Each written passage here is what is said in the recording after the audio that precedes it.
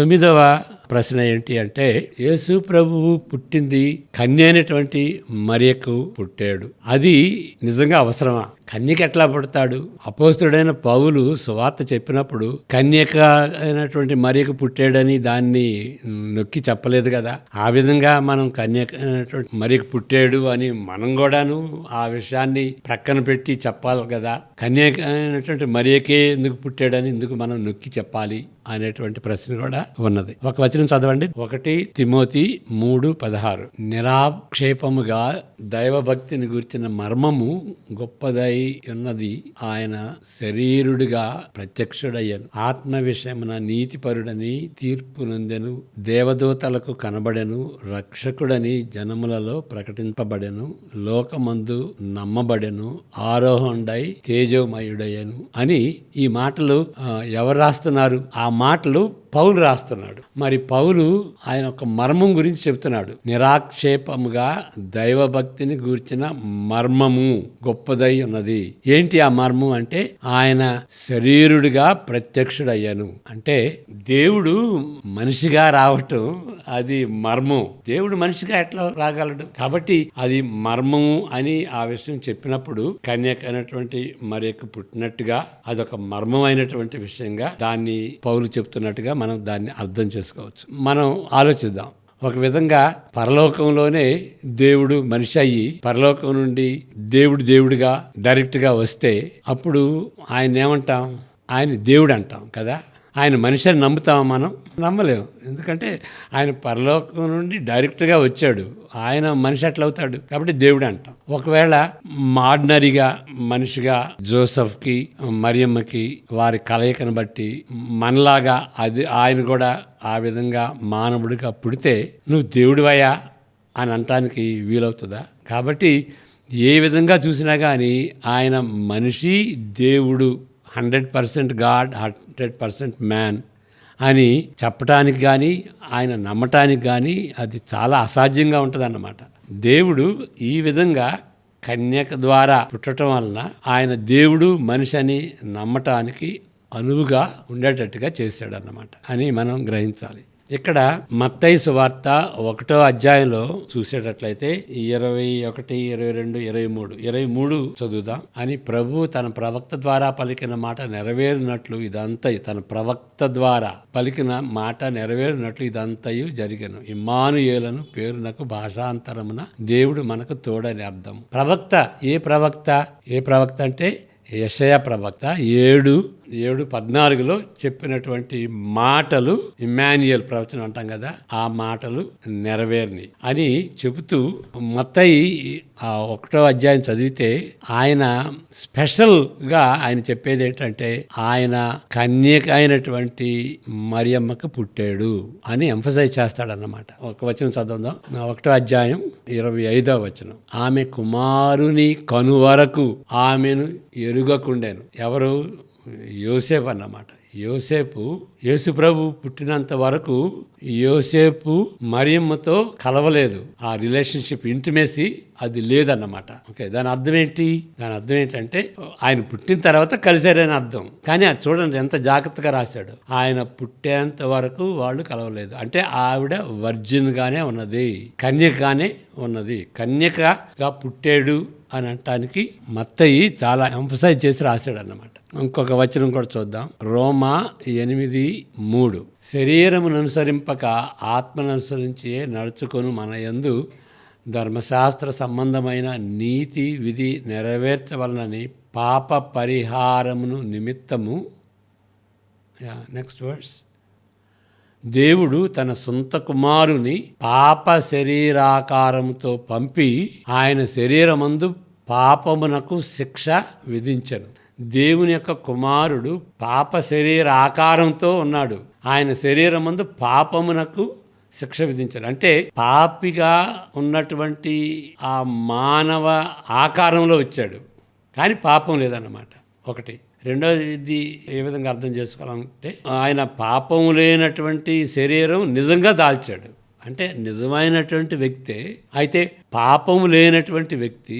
మానవులు పాపంతో ఉంటారు కాబట్టి ఆ పాప ఆకారం అయితే ఆయనకు ఉన్నది. ఆ మాట చాలా గార్డెడ్గా వ్రాయబడినటువంటిది అన్నమాట. పాప శరీర ఆకారం అంటే పాపం లేనటువంటి మనిషిగా ఉండి నిజమైనటువంటి మనిషిగా ఉన్నాడని ఆ విధంగా ఆ మాటలను బట్టి అర్థం చేసుకోవాలి. ఇప్పుడు కొంతమంది అంటారు యేసు ప్రభువు కన్యక గర్భాన్ని ధరించాడు, మరి పాపం అనేది యోసేపు ద్వారా వచ్చేది, యోసేపు పార్ట్ ఆయన పుట్టుకలో యోసేపు పార్ట్ ఏం లేదు, మరియమ్మ ఒక్కతే ఉంది కాబట్టి ఆయనలో పాపం లేదు అంటారు. అంటే యోసేపు ద్వారానే పాపం వస్తుంది, మరి కన్యక అయినటువంటి మరియ ద్వారా రాదా పాపం? అది కూడా అర్థం చేసుకోవాలి. దానికి ఏమంటారంటే కొంతమంది లేదండి మరియమ్మలో పాపం అనేది లేదు, ఇమ్మాక్యులేట్ మేరీ అంటారు, పాపం లేని మరియమ్మ. యేసు ప్రభు పాపం లేకుండా పుట్టాలి అని అంటే మరియమ్మ కూడా పాపం ఉండకూడదు అనే ఒక థియరీ ఉన్నదన్నమాట. అయితే దానిలో ఒక సమస్య ఏంటంటే మరి మరియమ్మ పాపం లేకుండా పుట్టింది అంటారు కదా, పాపం లేకుండా ఎట్లా పుట్టింది? వాళ్ళ పేరెంట్స్ కూడా వాళ్ళిద్దరు కూడా పాపం లేదని అర్థం కదా. మరి వాళ్ళ పేరెంట్స్ ఎట్లా పాపం లేకుండా, వాళ్ళ పేరెంట్స్ పాపం లేకుండా పుట్టాలి అంటే మరి వాళ్ళ పేరెంట్స్ కూడా పాపం లేకుండా ఉండాలి కదా. కాబట్టి అది కాదు ఆ సమస్యకి, అది పరిష్కారాన్ని ఇచ్చేటువంటి సమాధానం కాదు. పరిశుద్ధాత్మ ద్వారా ఆవిడ గర్భం ధరించింది కాబట్టి మరియమ్మ యొక్క పాపం యేసు ప్రభువుకి అంటకుండా, ఆ పాప స్వభావం మరియమ్మ యొక్క పాప స్వభావం యేసు ప్రభువుకి అంటకుండా పరిశుద్ధాత్మ దేవుడు ఒక విధంగా జల్లెడి పట్టినట్టుగా మనం గ్రహించాలి. కాబట్టి పాపరహితుడు యేసు ప్రభు, పాపరహితుడు, పాపం లేదు. ఇంకొకటి ఆయన మరి పాపరహితుడైతే ఆయన శోధింపబడితే మరి ఆయన శోధన అంత బలంగా ఉండదు కదా. మనం పాప స్వభావంతో ఉన్నాం కాబట్టి మన మీద వచ్చేటువంటి పాప శోధన చాలా బలంగా ఉంటుంది. మనం పాపం చేయకుండా ఉండాలి. పాప స్వభావంతో ఉండి పాపం చేయకుండా ఉండటం చాలా కష్టం. యేసు ప్రభుకి అయితే పాప స్వభావం లేదు, ఆయనకు చాలా సులువు. పాప స్వభావం లేదు కదా ఆయనకి, మరి ఆయన శోధన తక్కువ, మన శోధన ఎక్కువ అనేటువంటి ఆలోచన కూడా కొంతమందికి ఉంటుంది. అది కూడా తప్పే. ఎందువలన తప్పు అని అంటే ఇక్కడ ఆదాము పాపంలో పడ్డాడు. మరి ఆదాము పాపంలో పడక ముందు ఆదికాండం 2వ అధ్యాయంలో చూసినటువంటి రీతిగా ఆయనలో ఏ పాపం లేదు, దిగంబరిగా ఉన్నారు ఆదాము అవ్వలు అంటే పరిశుద్ధులు అన్నమాట. దాచుకునే పాపం ఏమీ లేదు అనేటువంటి రీతిగా వాళ్ళు పరిశుద్ధులుగా ఉన్నట్టుగా మనం చూస్తున్నాం. మరి పాప స్వభావం లేనటువంటి ఆదాము పాపంలో ఎట్లా పడ్డాడు? అదేవిధంగా సెకండ్ యాడమ్, యేసు ప్రభువుకు సెకండ్ యాడమ్, ఆయన పాపంలో లేకపోయినప్పటికీ ఆయన శోధన అంత ఎక్కువగా ఉన్నది కాబట్టి ఆయన శోధన తక్కువ కాదు. ఆదాం అయితే శోధనలో పడిపోయాడు, ఈయనైతే శోధనలో పడిపోకుండా అంత బలమైనటువంటి రీతిగా శోధన వచ్చినప్పటికీ ఆయన పడిపోలేదు. మరి మత్తయి కానీ లేకపోతే లూకా కానీ 4వ అధ్యాయంలో మనం చూసేది ఏంటంటే స్వయంగా సైతానుడు వచ్చి శోధించాడు కదా. ఆయన శోధన మీరు చూడండి, అంత గట్టి అయినటువంటి శోధనలో పాపరహితుడైనా కానీ మరి సైతానుడు అంత బలంగా శోధించాడు. డైరెక్ట్గా వచ్చి మనం ప్రార్థన చేస్తాం అంటే ప్రభు ప్రార్థనలో ఈ శోధన నుండి, ఈ కీడు నుండి తప్పించుము, ఆ శోధన నుండి protect us from the temptation. ఏం శోధన? ఎందుకంటే అది 6వ అధ్యాయంలో ఉంటుంది. మత్తయి సువార్త 6వ అధ్యాయంలో ఆ విధంగా ప్రభు ప్రార్థన ఉంటుంది అన్నమాట. అలాంటి శోధనలో పడకుండా రక్షించు ప్రభు అని. 4వ అధ్యాయంలో ఉంటుంది యేసు ప్రభు శోధన ఉంటుంది. యేసు ప్రభు శోధన ఎంత గట్టిగా ఉంటుంది, సైతానే వచ్చి ఆ విధంగా బలంగా శోధించినప్పుడు అలాంటి శోధన మన మీద ఉంటే మనం తాడుకోలేము. కాబట్టి ప్రభువా అలాంటి శోధన నుండి నన్ను రక్షించు. ఎందుకంటే యేసు ప్రభులాగా మనం తాడుకోలేము అలాంటి శోధన. కాబట్టి యేసు ప్రభు మీద వచ్చేటువంటి శోధన బలమైంది, మనకంటే బలమైంది. ఇంకొక విధంగా కూడా ఆలోచించుకోవచ్చు. కొంతకాలం క్రిందట నేను ఒక కాన్ఫరెన్స్కి వెళ్ళినప్పుడు ఆ కాన్ఫరెన్స్ మెంబర్స్ని స్లమ్స్లో పెట్టారు ముంబైలో. అక్కడ ఒక రోజు ఒక రాత్రి ఉన్నామన్నమాట. అక్కడ నేను ఉండలేకపోయాను. ఎందుకంటే స్లమ్స్లో ఉండేటువంటి అలవాటు నాకు లేదు, నాకు చాలా కష్టంగా ఫీల్ అయ్యాను. కానీ అక్కడ ఉన్నటువంటి వాళ్ళు సంతోషంగానే ఉన్నారు. ఎందుకంటే ఆ స్లమ్లో పుట్టి పెరిగినటువంటి వాళ్ళకి ప్రాబ్లమే లేదు. వేరే సాంప్రదాయం నుండి వేరే ప్రాంతం నుండి వచ్చినటువంటి వ్యక్తిని కాబట్టి నాకు కష్టమైంది. అదేవిధంగా యేసు ప్రభు దేవుడిగా పరలోకం నుండి, పరిశుద్ధమైనటువంటి పరలోకం నుండి ఆయన పాపుల దగ్గరికి వచ్చాడు. మనది పాప సంస్కృతి, ఆయన పరిశుద్ధమైనటువంటి సంస్కృతి. ఎవరికి కష్టం? పాపరహితుడిగా వచ్చినటువంటి వ్యక్తి పాపులతో నివసించటం ఎంత కష్టం. ఈ సముద్ర తీరం దగ్గరికి వెళ్ళినప్పుడు అక్కడ వలస వాళ్ళు ఉంటారు కదా, అక్కడికి వెళ్తే ఆ చేపలు ఆ గబ్బు కొంతమంది ముక్కు మూసుకుంటారు. అక్కడ ఉన్నటువంటి వాళ్ళు సంతోషంగానే ఉంటారు. మీరు వెళ్తే అక్కడికి వెళ్తే అబ్బా ఉండలేకపోతున్నాం ఆ చేపల వాసనకు అంటారు కదా, అలాంటి పరిస్థితి అనమాట. కాబట్టి వేరే సాంప్రదాయం నుండి, పరిశుద్ధమైనటువంటి పరలోక సాంప్రదాయం నుండి పాప సాంప్రదాయం అయినటువంటి మానవ లోకానికి అక్కడ జీవించటం ఆయనకి ఎక్కువ శోధన. ఇది it's more difficult for him. ఆ విధంగా గ్రహించాలి. అయినప్పటికీ ఆయన is a friend of sinners.